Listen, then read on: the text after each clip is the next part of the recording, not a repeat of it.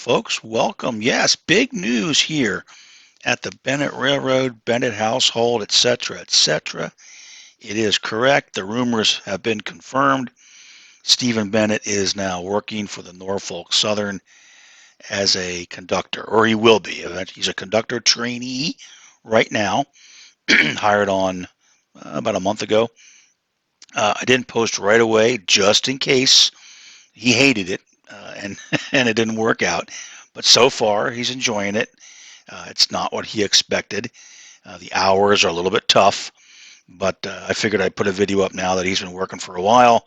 Just kind of give folks an update, what he's doing, how he got to where he is now, and of course, I'm loving it. Just being a train geek and having my son work for the railroad, it's kind of fun. So, all right, so let's go back and do a little bit of explanation.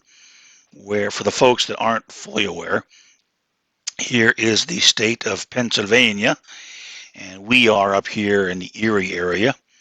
Now, Steve initially, right there, Steve initially had gotten an offer. He applied and got an offer from NS to be a conductor out of Conway Yard, outside of Pittsburgh. If I zoom in a little bit down here, it's actually right up here, kind of the northwest of downtown Pittsburgh, Conway Yard. He applied, got accepted. However, that, in all honesty, really would have been a challenge because you can see it's at least almost a 2-hour drive, if not more. And when they call you for a train, they give you 2 hours notice. So they'll call you at 2 o'clock. You got to be there 4 o'clock for a train. Well, being all the way over here to get down there would have been tough. Plus, he has a house. He has a German Shepherd. How's he going to deal with that? It just would have been too cumbersome. So but he got the offer, kind of let it slide, and then an opening came up working out of Conneaut, Ohio, which is right about here. Let's see if I zoom a wee bit in. Right there. All right, Norfolk Southern has a yard there in Conneaut, which is a crew base. So he applied for that job, got accepted, went to training, and now he's back, and his home terminal is out of Conneaut, Ohio, and he runs mostly between Conneaut and Bison Yard over in Buffalo. It's the old nickel plate, the old NKP line, nickel plate, Norfolk and Western, then Norfolk Southern. So that's where he runs. He also will run from Conneaut down to Conway on two particular trains that run that way. And he may also, I'm not sure, he may run out of Ashtabula, although I believe the docks there are closed. So I don't really know. He hasn't run yet, as of today, yet out of Conneaut going down to Conway. So, but he has run some locals. There are some locals that run on this line. In fact, so this is a little bit of it. So there's Conneaut, Ohio. That's the yard there. It's the old nickel plate yard in Conneaut. It's still fairly active. So, like I said, he shows up here. That's where his crew base is out of. And then he runs mostly, let me just show you the trains that run here. And I do not claim to be an expert on the Norfolk Southern Lake Erie District or anything like that. It's just I haven't really been train watching in a long time, to be honest. Just wasn't very interested, although now I am a little bit more, at least when Steve was running on the trains. So these are the trains that run on this district. There's the 1415M, which are Buffalo to Conway trains, and Conway being right outside of Pittsburgh. There's the 315, 316, which are Buffalo, New York to Bellevue, Ohio. And in Buffalo, they're at a Bison Yard. Now, the 14M, 15M, the 315, 316, they recrew at Conneaut. So those are the trains that Steve will be running from Conneaut to Buffalo, and obviously Buffalo back to Conneaut. Now, going down to Conway, because as far as I know, so if he is on that pool, he's currently in the pool from Conneaut to Buffalo. If he runs the other pool from Conneaut to Conway, I think it may only be the 1415M. I'm not positive, but they definitely run over to Ashtabula. I think they run around the train, then they head down to Conway Yard on the NS Youngstown line. There's a 309 and a 310, which run from Binghamton, New York to Elkhart, Indiana. According to Steve, they do not recrew. I thought they would have because they're manifest trains. They do not recrew a Conneaut. They run straight through, so he will not, as far as I'm aware, be running the 309 or the 310. Then you have the pair of the four intermodal trains, the 205, 206, and the 22K, 23K, which I believe the 205, 206 run Buffalo to Chicago, 22K, 23K, Mechanicsville, New York. Where actually I think they're turned over to the, what is it, the Pan Am? Whatever's over there that takes them, I believe, over to Ayer, Massachusetts. They run over, then they run out to Chicago. Now these trains, obviously, they do not recrew in Conneaut. It's a different pool. I believe their crew district may be Buffalo to Toledo. Not positive on that. If anyone has more information, by all means, please let me know. Then there's some other stuff that he's done. He's worked the N97 yard job, which is called at 4 p.m. Sunday to Thursday.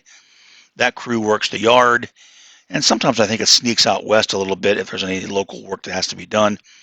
But mostly what it's doing is it's making up the C62 local, which runs from Conneaut out to Westfield, sometimes, mostly to northeast, to the Welch's plant there. Welch's jellies, jams, and other goodies, juices and stuff. That's where it goes out and works. That's been tending to be called at 0500, 0600. Times may change. I think when he was working it, unfortunately for him, it was being called at 0500 because there was track work going on, I believe. The N97 also makes up the C64 local, which runs from Conneaut out to Perry, Ohio. Again, called sometime early morning. That basically runs out to Perry, Ohio on the NS and then goes on to the Fairport Industrial Track, which interestingly is the old Fairport, Painesville, and Eastern Railroad that used to run there for a while. I'm not going to get into the history of it, but it was kind of jointly owned by the New York Central and the Norfolk and Western, and then maybe the Penn Central, and then NS, and then NS eventually got all of it. So now it's been merged into the NS, and it runs from Perry up into Fairport Harbor, and there's some industrial work. So he's been on that run as well. So what did he do to get where he is here? All right, so this being the calendar, so this all started for him back on March 26th. He drove down to training. You had to get there yourself. NS did not fly you down there or anything. You had to show up and get there. Now, he did get paid mileage to get down there. Training started 4 p.m. on March 28th, and he went for 3 weeks, which is a little bit different. This kind of changed almost when he showed up. It was initially going to be 2 weeks. You go back to your home terminal. You work for, I think, 2 or 3 weeks. You go back to the training center for a week. Then you go back to your home terminal. They changed it when he was there. So he went down 3 weeks straight there, and then he does not have to go back, as far as I know, to a training center. So the 14th of April was the test day. So he tested. He did very, very well. I think he got 100% on his signals test, a 95 or something like that on his hazmat test. And then he passed everything Thursday. So he was able to drive home Friday. Friday was a day for if you had issues with the testing, needed to retest or get additional help, Friday was the day to do that. So he drove home Friday to Saturday. And then Sunday night, the 17th, he was on the yard job, the N97 yard job, started at 4 o'clock. He was supposed to work it all this week to the 21st, but on the 21st, he got over there at 4 o'clock in the afternoon, and he drives over, and the train master tells him, well, there's no conductor, so go home. So he turned around, he went home, so he would have come back the following week. He would have had the weekend off, but they said, well, hey, tell you what, come in tomorrow on the 22nd and work the C62. So he did. So he comes in 0500, Friday the 22nd of April, works his first, okay, let's say real road train, the C62. He did then have the weekend off, and then he worked C62 the following week, although I believe on Thursday, at least this time they called him at like 3 in the morning. I guess the crew caller called him and said, hey, there's no conductor. Don't bother coming in. So I don't think he went in the 28th. Then he worked the C62 on Friday the 29th, and then he went the following week onto the C64 local, working again out to Perry, up the Fairport Industrial Track. So he worked that for a week, and I think he actually worked all week. I don't think he got called, unless I'm mistaken on my Thursday that he got no conductor. Then after that week, they put him in the road pool between Conneaut and Buffalo. That's when he started running the 1415M and the 315, 316. So he worked that for a while, and then he worked it up to yesterday. And he just told me after yesterday's run, he came in yesterday afternoon on the 315. He's now on the pool Conneaut to Conway. So today, as I'm recording this, it's Saturday the 28th, and I just texted him. He's waiting for a call. He thinks he'll probably get the 15M, assuming it gets into Conneaut sometime today, and then he'll take it down to Conway, which he's not done yet. So he's a little bit nervous. He's never run down to Conway yet. He's run over to Carson Yard. He's had to pick up a 14M that outlawed that was stuck in Carson. So he's been over that way, at least to Carson, but he's not run the whole line down into Conway. So that's where he is right now. So again, the trains that he might run are listed here. It's not many, and it's kind of interesting because it depends when he gets a train. When he gets over to, say, Buffalo, he goes on rest for 10 hours. If you miss the next 315 or 15M coming back, you could be sitting over there in Buffalo for a while till you get a train. In fact, one time that happened, he got over there. I think it was a late Saturday. He came off rest on a Sunday, but it was after I think these two trains had already left for the day. So he sat there for a while. In fact, sat into Monday, and then eventually he got a deadhead. They just got him a deadhead with another crew and brought him back to Conway, or brought him back to Conneaut. So we do have some interesting photographs of stuff. So let's just go ahead and have a little fun here. All right, so there he comes home from training. The trainees were orange. He has an orange vest, an orange hat. This is the Saturday he got home from training. Some of his goodies. This is his NS bag, his ID, and his goodie bag there. He's got his lock. He's got keys for the switches and whatnot, all kinds of fun stuff. There's his lantern, his radio. I saw this, and as a rail fan, I was like, oh man, that'd be kind of cool. Can I borrow that? Just hop on there. Hey, 315, where are you? But no, I'm not going to do that. Got his track authority form, his signal log. This he has to fill out. At least the conductor trainees have to. I don't know that when he marks up, which is what it's called when he actually gets a real conductor job, joins the union, is actually a conductor, so he'll mark up. Not yet. It could be 2-3 months, depends when the train master thinks he's ready. But apparently all the trainees have to fill out this across the whole trip, which he's doing. I've seen it filled out. And he does a pretty nice job calling signals on the radio. He was a little bit nervous about having to talk on the radio, but I've been able to listen to him a little bit with a scanner and with one of the rail cams that's at one of the local railway museums out in Northeast. You can kind of hear, or on Broadcastify, they have a scanner feed where I can listen to him. Does a pretty good job. I've heard him, call signals, talk to the dispatcher, and whatnot. So doing pretty good there. So he works out of Conneaut. This is a photograph. He sent me this picture from the crew office over there in Conneaut of the old Conneaut yard, the old nickel plate yard.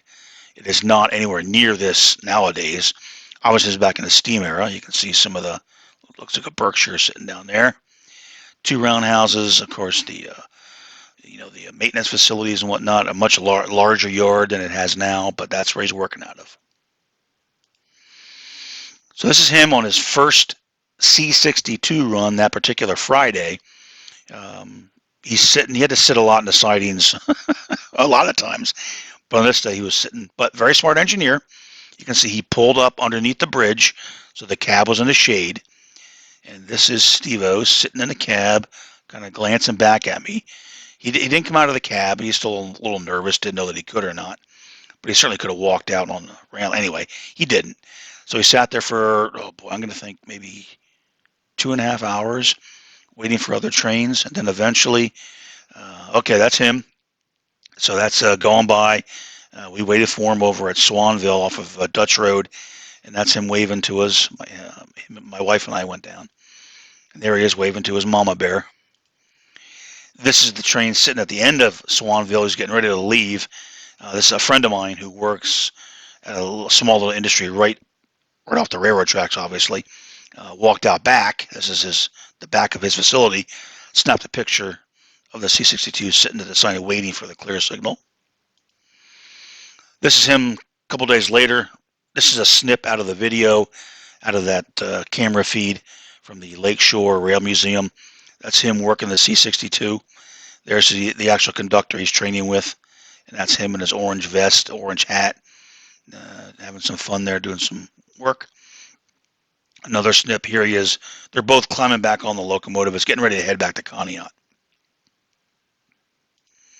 And there he is. He's on the C-62. Later that day, he pulled into the siding in Girard.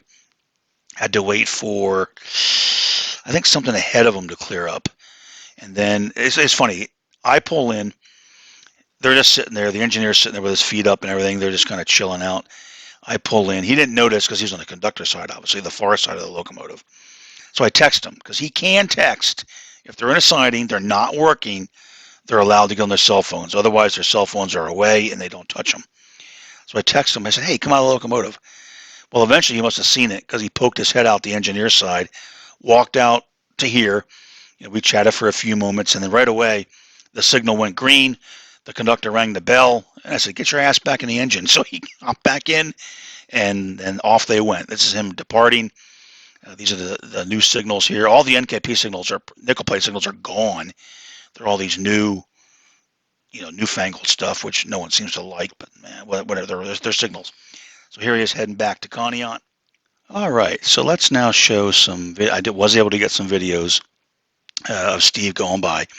I'm going to warn you, they're all handheld because I was just kind of shooting down, sneaking out from work. One of them was just from my cell phone sitting at the road crossing because he snuck up on me. And I haven't been able to get all of them because here's an example. Here he is sitting about 9 o'clock at night in the siding at Swanville. You can see his headlight over here. He's sitting there. He waited for a while. I got there. It was like 8 o'clock. It would have been nice light. Could have seen him gone by, but he sat there and he sat there and he sat there. Didn't leave till like 10 after 9. I said, screw it. Just went home, texted him, Steve, have a good trip.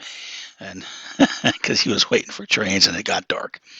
Anyway, so again, some of these are all handheld actually. Some are cell phone snips. Maybe I'll throw in some of the trains that came just before him that I was waiting for, just to give a flavor of what's running out there right now. And then I got some photographs that are, again, not very good pictures because they are mostly snips out of the videos themselves. But I do have some videos of him going by. Some you can see him waving, some you really can't. Some he didn't realize that we were there, some he did. So let's enjoy some videos of Steve doing some running on the Norfolk Southern.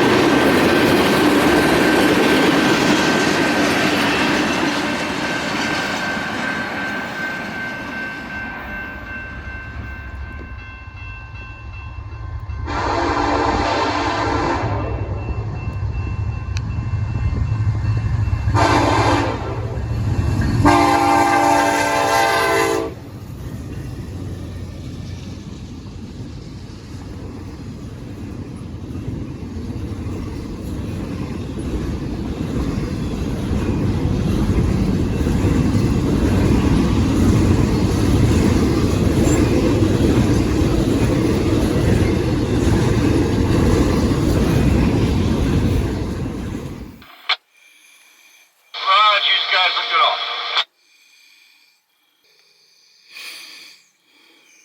Waiting for Steve. Call the signal at Swanville. Isn't this exciting? Swanville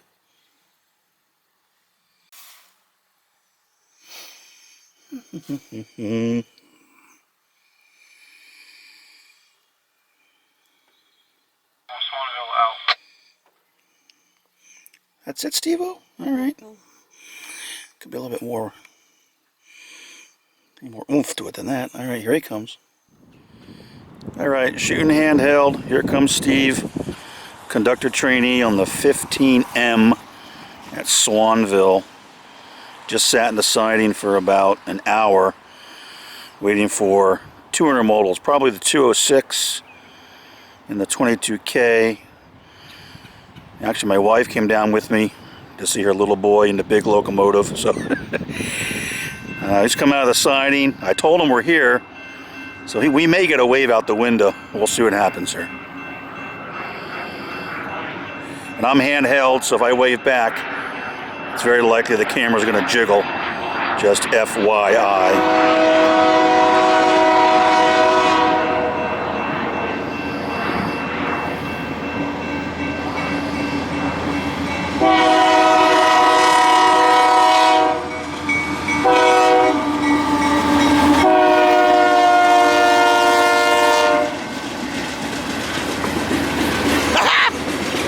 Way to go, Steve-O!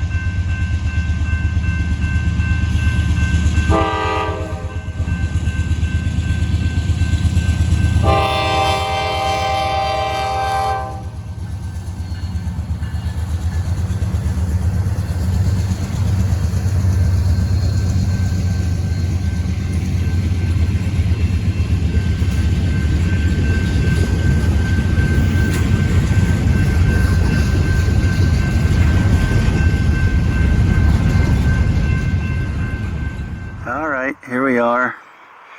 Friday, May 27th, 2022.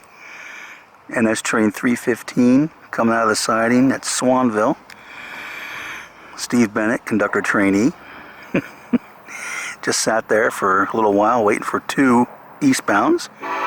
So now he doesn't know we're here, so I don't know if we'll get a wave or not. Plus he sounds grumpy on the radio, so who knows what we're going to get. But, and again, I'm handheld. Going to pull it away so I can maybe get a wave. We'll see. So here we go.